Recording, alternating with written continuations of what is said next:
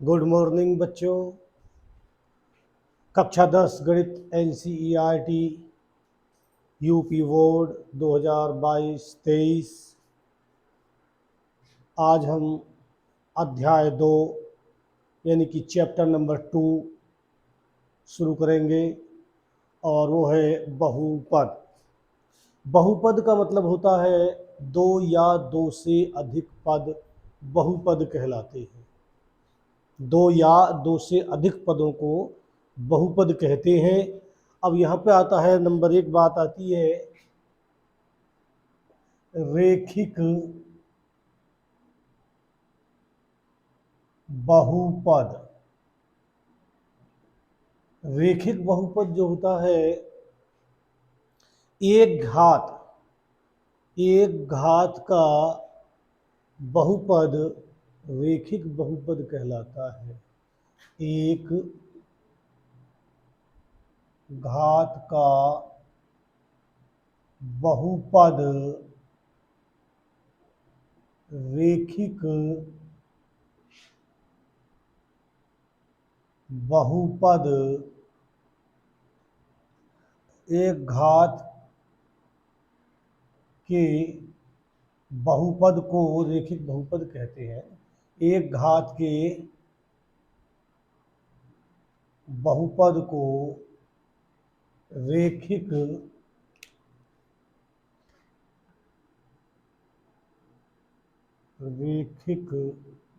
बहुपद कहते हैं। जैसे उदाहरण के तौर पर बताता हूं। जैसे मैं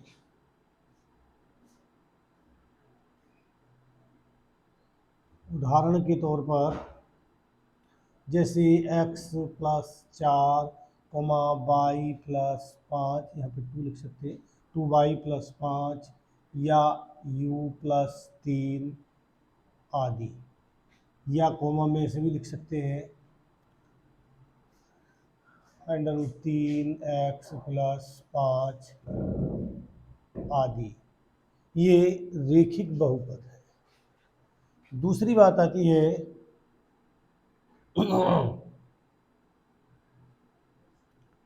द्विघात बहुपद। द्विघात बहुपद दो घात के बहुपद को दो घात के बहुपद को द्विघात बहुपद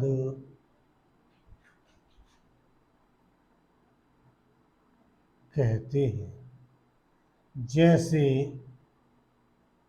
उदाहरण के तौर पर लिख सकते हैं हम,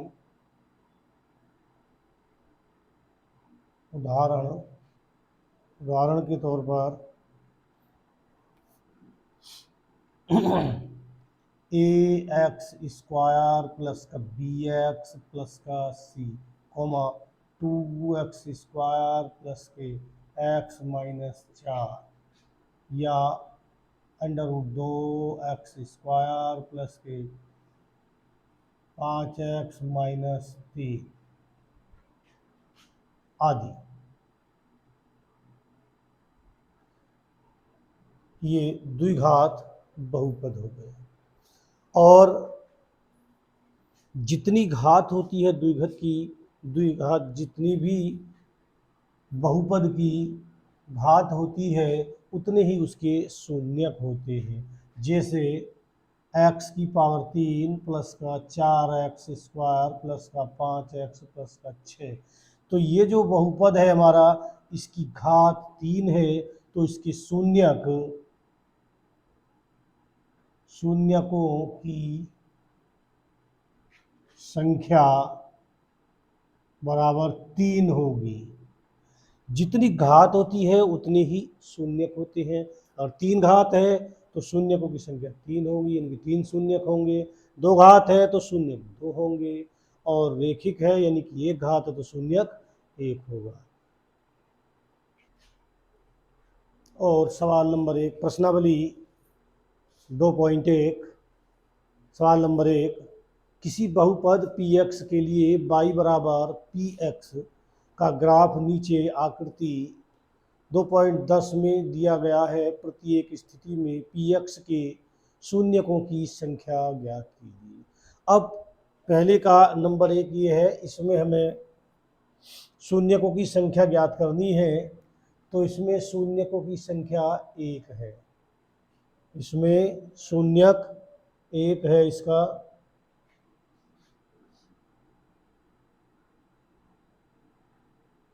शून्यक की संख्या 0 है, क्योंकि ग्राफ एक्स अक्ष को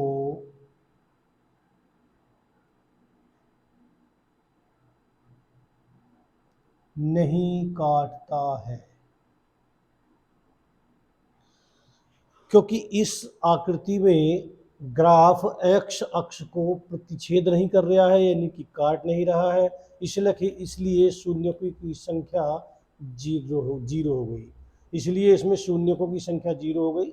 और ये दूसरा ग्राफ है, इसमें जो ग्राफ है एक्स अक्ष को केवल एक बिंदु पर प्रतिच्छेद कर रहा है, तो इसलिए शून्यकों की संख्या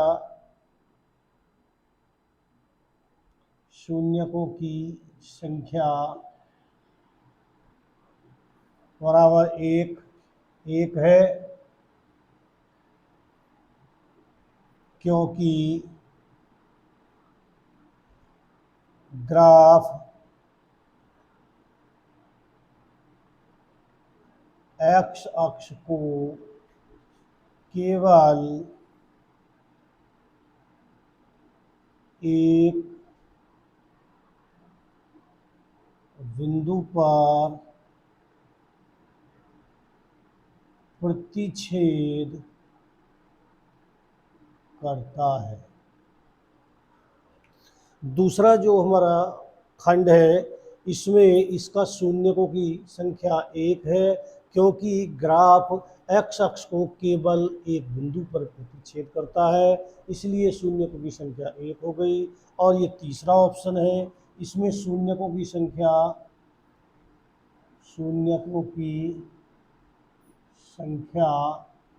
बराबर हो गई 1, 2 और 3। इसमें 3 है, क्योंकि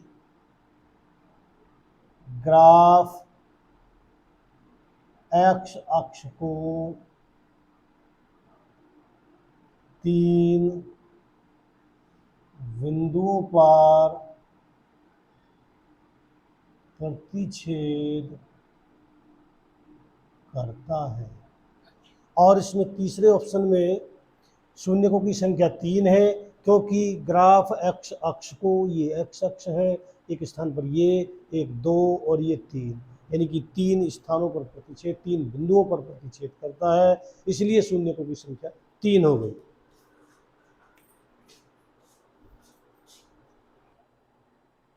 और इसका खंड नंबर 4 में ग्राफ एक्स अक्ष को 2 बिंदुओं पर प्रतिच्छेद करता है, तो शून्यकों की संख्या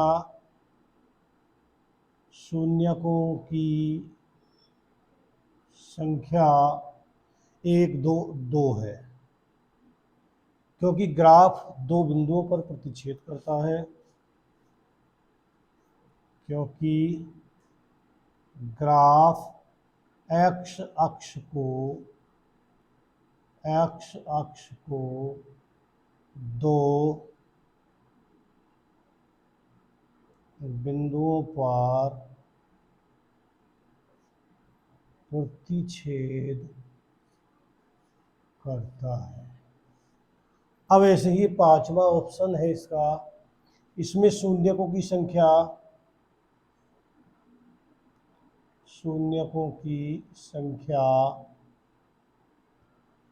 1, 2, 3, 4, इसमें 4 है, क्योंकि ग्राफ एक्स अक्ष को 4 बिंदुओं पर प्रतिच्छेद करता है। ऐसी छठा ऑप्शन है शून्यकों की संख्या 1, 2 और 3 3 क्योंकि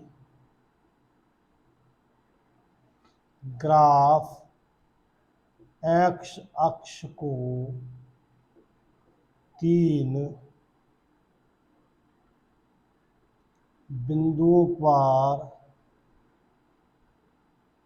प्रतिच्छेद करता है।